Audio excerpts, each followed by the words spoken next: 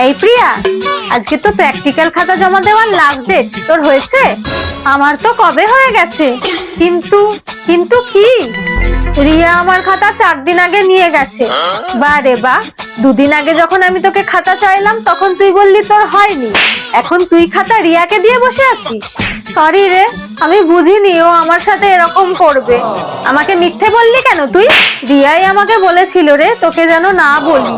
আমাকে বলতে মানা করলো আর তুই ওর কথা শুনলি? কিরে তোরা কি বলছিস এত? আমার খাতা এনেছিস? এ বাবা, আমি তো একদম ভুলে গেলাম। আর আজই তো মনে হয় জমা দেওয়ার লাস্ট ডেট। আমার খাতাটা ঢোকালাম আর তোরটা ভুলে গেলাম। সরি রে, তুই এবার কিছু কর পিকু, না হলে আমি প্র্যাকটিক্যালে 0 পাবো। দাঁড়া প্রিয়া, রিয়ার এবার দেখাচ্ছি মজা। তোমাদের প্র্যাকটিক্যাল খাতা জমা দেওয়ার লাস্ট ডেট আজকে, সকলে জমা করো। এই নিন ম্যাম। বাহ, তুমি প্র্যাকটিক্যাল করেছো? এই নিন ম্যাম। রিয়া, এবার তোমার খাতা দাও। হ্যাঁ ম্যাম, দিচ্ছি। ম্যাম, আমি খাতাটা এনেছিলাম, খুঁজে পাচ্ছি না। রিয়া, তুমিও সবার মতো অজুহাত দিচ্ছ?